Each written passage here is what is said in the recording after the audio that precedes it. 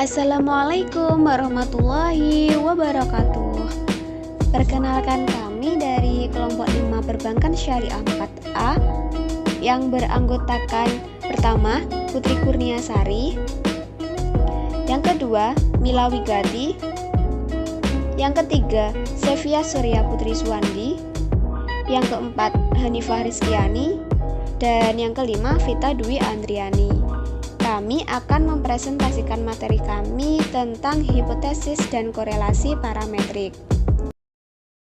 Baik, yang pertama, saya Putri Kurniasari, NIM 12401193020. Akan menjelaskan mengenai pengertian korelasi Pearson dan korelasi parsial. Nah, apa sih pengertian dari korelasi Pearson itu? Pearson merupakan pengukuran parametrik yang akan menghasilkan koefisien korelasi yang berfungsi untuk mengukur kekuatan hubungan linier antara dua variabel.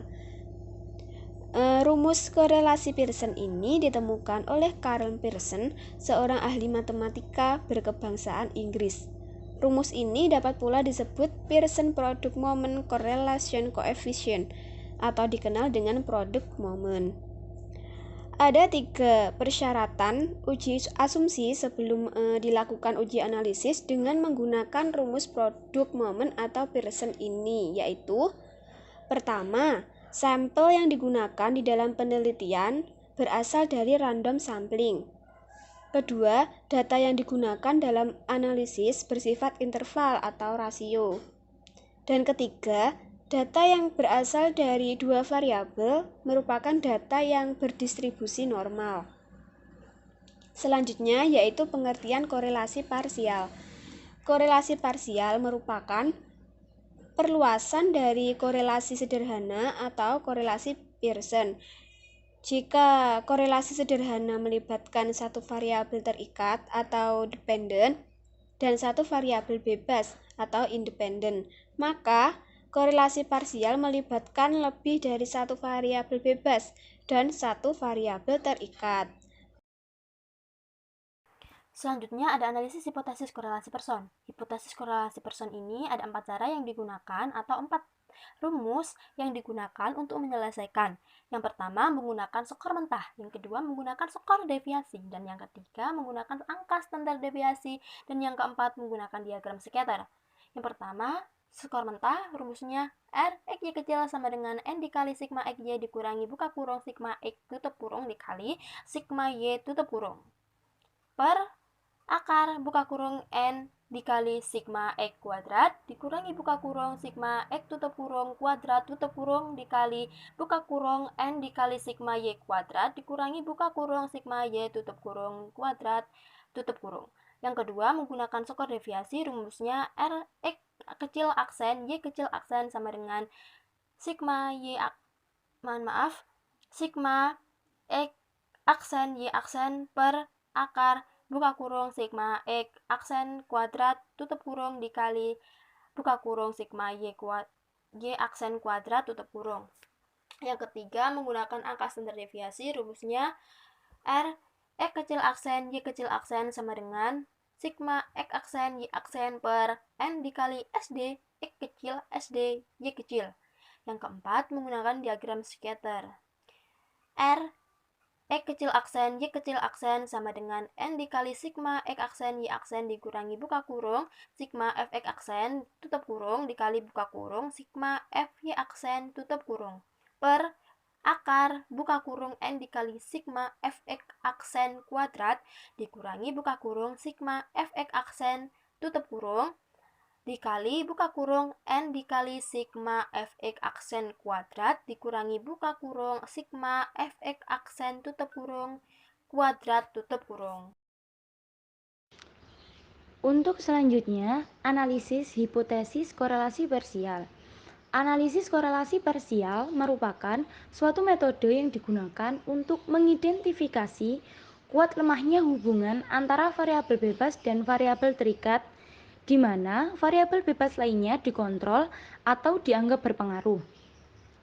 Rumus yang digunakan untuk menghitung korelasi parsial dengan satu variabel terikat Y, dan dua variabel bebas X1 dan X2, yaitu rumus yang pertama, Rx1 kali Y dikurangi X2 sama dengan Rx1 kali Y dikurangi buka kurung Rx2 kali Y tutup kurung kali buka kurung Rx1 kali X2 tutup kurung per akar 1 dikurangi buka kurung Rx2 kali Y tutup kurung pangkat 2 kali 1 dikurangi buka kurung Rx1 dikurangi X2 tutup kurung pangkat 2. Untuk rumus yang kedua, Rx2 kali Y dikurangi X1 sama dengan Rx2 kali Y dikurangi buka kurung Rx1 kali Y tutup kurung dikali buka kurung Rx1 kali X2 tutup kurung per akar 1 dikurangi buka kurung Rx1 kali Y tutup kurung pangkat 2 kali 1 dikurangi buka kurung Rx1 dikurangi X2 pangkat 2. Untuk keterangannya, untuk Rx1 kali Y sama dengan koefisiensi korelasi X1 dengan Y. Untuk Rx2 kali Y sama dengan koefisiensi korelasi X2 dengan Y. Untuk Rx1 kali X2 sama dengan koefisiensi korelasi X1 dengan X2. Untuk Rx1 kali Y dikurangi X2 sama dengan koefisiensi korelasi parsial X1 dengan Y mengendalikan X2, dan Rx2 kali Y dikurangi X1 sama dengan koefisiensi korelasi parsial X2 dengan Y mengendalikan X1. Berikutnya yaitu pengaplikasian korelasi parsial. Nah, ini contoh soalnya bagaimana hubungan murni antara X1 dan X2 terhadap Y. Nah, sebelum mencari hubungan murni antara X1 dan X2 terhadap Y, kita perlu mencari dulu nilai dari koefisien korelasi X1 dengan X2, lalu koefisien korelasi X2 dengan Y, dan koefisien korelasi X1 dengan Y. Nah, jika sudah ditemukan nilai seperti ini, kita baru bisa mengaplikasikannya ke dalam rumus korelasi parsial. Nah, langsung masuk ke rumus koefisiensi korelasi parsial X1 dengan Y mengendalikan X2. Nah, ini rumusnya. Ini rumus X1 mencari X1 terhadap Y dengan mengendalikan X2. Nah, di sini nanti kita tinggal memasukkan nilai koefisien korelasi yang sudah dicari tadi. Menggunakan rumus ini dimasukkan sesuai tempatnya. Nah, langsung saja X1Y 0,9029 min kurung X2Y-nya 0,7898 dikali 0,7682 1 min 0,789 kuadrat dikali 1 min dalam kurung 0,7682 kuadrat tutup kurung, langsung turun 0,9029 min 0,6067.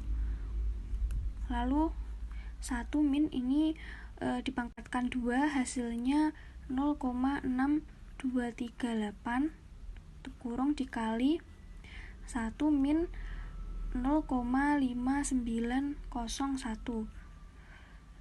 Nah, ini dengan ini turun langsung 0,3762 kurung dikali 0,4099. Nah, masuk ke proses terakhir.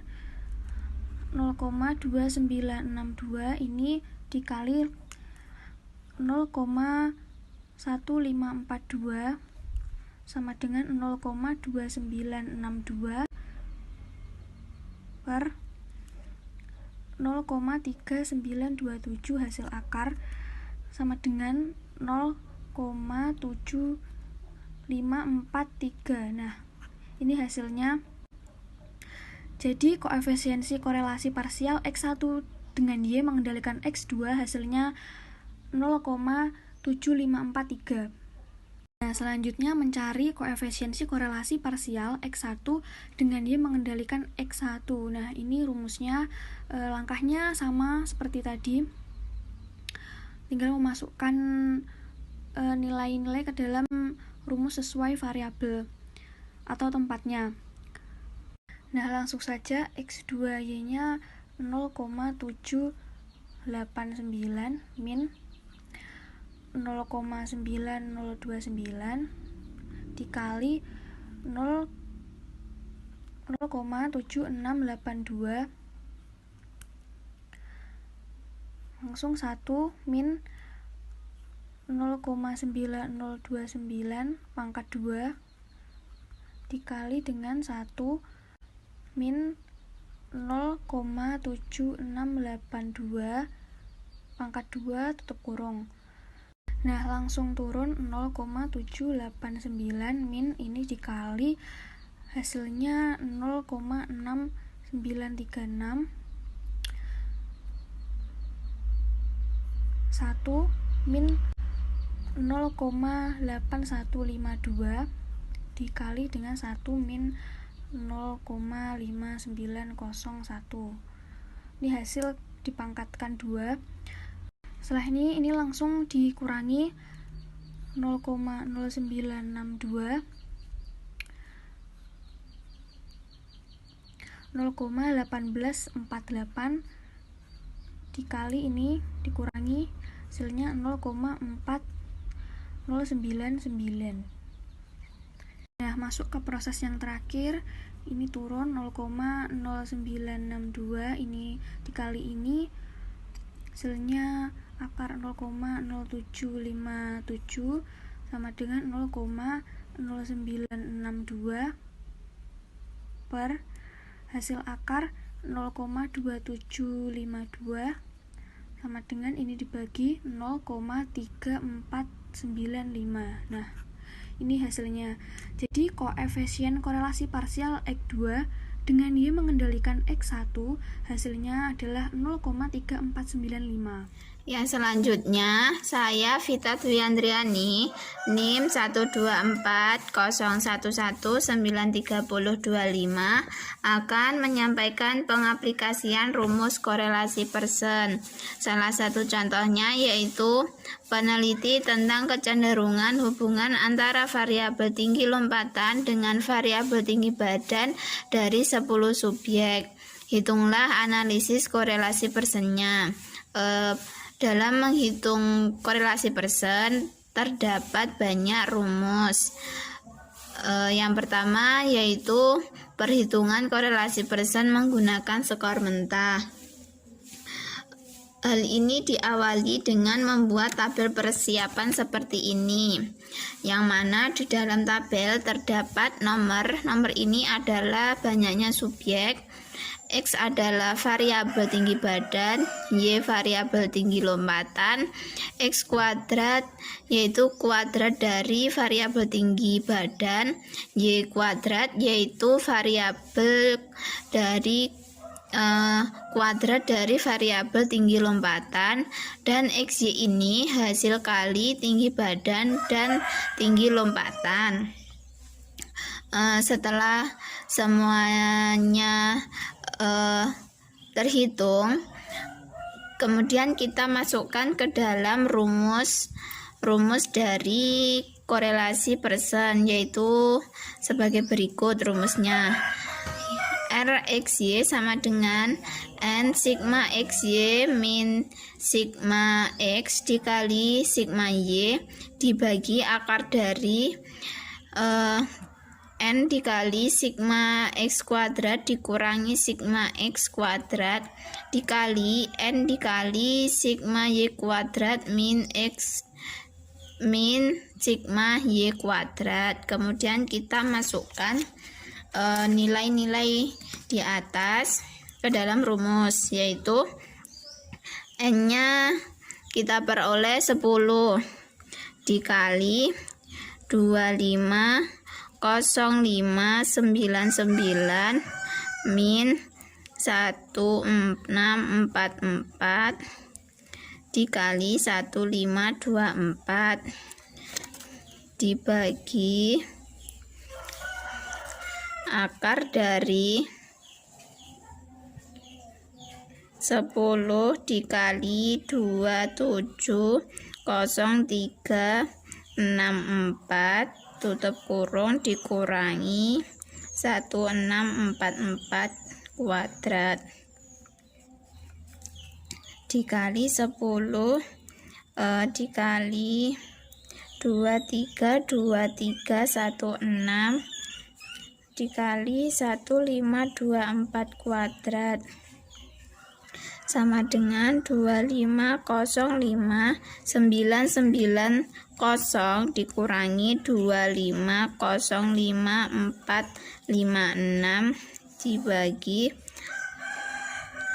akar dari 2703640 dikurangi 2702736 dikali 2323160 dikurangi 2322576 sama dengan 534 dibagi akar 904 dikali 584 sama dengan 534 per akar dari 52796 sama dengan 0,7349 disederhanakan menjadi 0,735. Jadi kesimpulannya, uji signifikansi dilakukan dengan membandingkan R hitung dengan R tabel sesuai dengan derajat kebebasan N-1 dan taraf signifikan yang telah ditetapkan. Uji signifikansi R hitung hasilnya yaitu 0,735 tadi itu lebih besar dari R tabel 5%-nya yaitu 0,632. Karena R hitung lebih besar dari R tabel, maka hipotesis nihil yang menyatakan tidak ada hubungan antara tinggi badan dengan tinggi lompatan ditolak. Untuk yang kedua yaitu perhitungan korelasi Pearson menggunakan skor deviasi. Langkah ini juga sama seperti langkah yang pertama tadi. Yang pertama kita harus membuat tabel pembantu untuk memudahkan penghitungan lebih lanjut. Analisis ini diawali dengan menghitung min dua variabel yang dikorelasikan, kemudian menghitung deviasi setiap skor variabel X yang menjadi X aksen dan skor deviasi nilai Y menjadi Y aksen dengan cara menghitung selisih setiap skor variabel dengan nilai rata-rata hitung atau min masing-masing variabel. Sebagai contoh, cara mendapatkan X aksennya yaitu dengan untuk mendapatkannya yaitu dengan nilai dari 1644 ini dibagi 10 sama dengan 164,4. Maka X aksennya yang nomor pertama 168 dikurangi 164,4 sama dengan 3,6. Yang kedua 165 dikurangi 164,4 sama dengan 0,6. Begitupun seterusnya. Dan untuk Y aksen ini juga sama, caranya seperti mencari X aksen tadi. Setelah semuanya terpenuhi isi tabelnya, kemudian kita masukkan ke dalam rumus koefisien korelasi Pearsonnya, yaitu dengan rumus R X aksen Y aksen sama dengan sigma X aksen Y aksen dibagi akar dari sigma X aksen kuadrat dikali sigma Y aksen kuadrat. Untuk kemudian kita masukkan nilai-nilai tabel tersebut ke dalam rumus, yaitu